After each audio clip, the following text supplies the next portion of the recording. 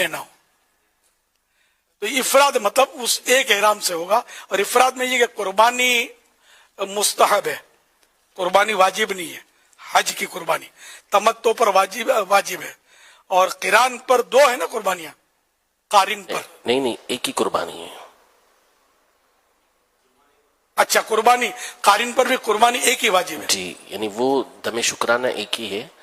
جو احرام سے متعلق اگر کوئی خطا ہوتی ہے، اس سے جرم ہوتا ہے، تو اس پر پھر جو ہے وہ دو جرمانے ہوتے ہیں.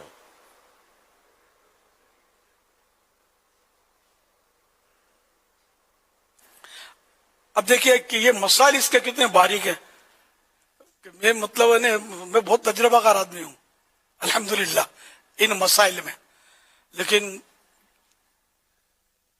کبھی کبھار اس کی نوبت آتی ہے سوالات جوابات کی، تو انہیں اطمینان نہیں ہو پاتا کہ میں کہیں بھولا تو نہیں. اب میں مطلب یہ فاسٹ بیٹنگ نہیں کرتا، شرعی مسائل ہے نا. اب میں تو سب بولتا چلا جاؤں، سب ڈر جائیں. ایک بات ہے بھائی اس کو بہت معلومات ہے، یہ ہم غلط ہوں گے، یہ تو صحیح بول رہا ہوگا، حالانکہ اگلا صحیح سوچ رہا ہوگا کہ یار مسئلہ تو یوں ہے، لیکن یار یہ بول رہا ہے تو یہ صحیح ہوگا، میں بھول گیا ہوں گا. لیکن میں یہ نہیں کرتا، میں ڈرتا ہوں، اپنے رب سے ڈرتا ہوں کہ غلط مسئلہ بتا کر آخرت میں کہیں مشکل نہ آ جائے. اس لیے میں پوچھتا رہتا ہوں مفتی صاحب سے، ڈرتا رہتا ہوں کہ کہیں بھول نہ ہو جائے. یہ ہم سب کو اللہ سے ڈرنا چاہیے کہ مسائل جب تک 100% پرفیکٹ نہ ہو نا، ہم تو اس وقت بولنا نہیں ہے. نہ بول دے مجھے نہیں آتا تو کیا ہوگا، شرم آتی ہے، تھوڑا شرما لو، کوئی بات نہیں. آخرت کی شرم برداشت نہیں ہو سکے گی، یہاں کی شرم میں کوئی اتنا مسئلہ نہیں ہے. بلکہ اپنے کو لگتا ہے کہ لوگ کیا بولیں گے، لوگ اگر کوئی بولے گا بھی 19-20 تو دوسرے کو سمجھا دیں گے کہ صحیح تو ہے، یا غلط مسئلہ بتا رہی ہے، صحیح تو کر رہا ہے. بعض اس سے خوش بھی ہوتے ہیں کہ بھئی یہ اس کی بات پر اعتماد کرنا چاہیے اپنے کو کہ یہ مطلب چوکے چھکے نہیں لگاتا. اچھا ہی اثر پڑتا ہے. جو علماء رجوع کرتے ہیں، بڑے بڑے علماء رجوع کرتے ہیں، امام مالک جیسے امام جن کے کروڑ ماننے والے، اور اب بھی دنیا میں مالک کی سلسلہ ہے، یعنی کہ ان کے مقلدین ہیں. تو امام مالک رحمۃ اللہ علیہ، امام شافعی ان کے شاگرد تھے.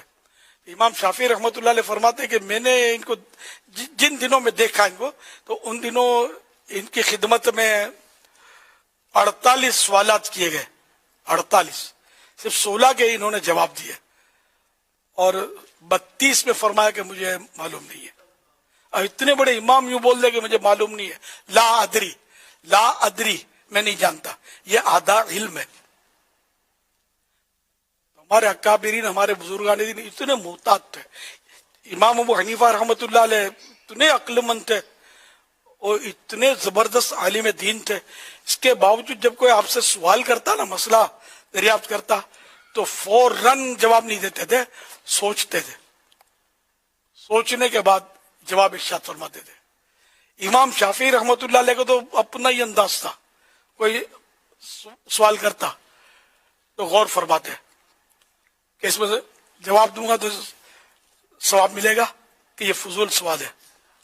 سوال فضول بھی ہوتے ہیں، یہ مدنی چینل پہ ہم کو بھی لوگ کرتے رہتے ہیں فضول سوال.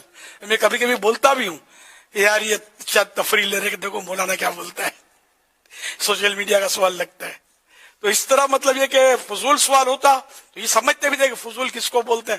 ہم کو تو یہ بھی نہیں سمجھ آتی نا فضول کس کو بولتے ہیں، تو آپ پھر جواب نہیں دیتے، خاموش ہوتے.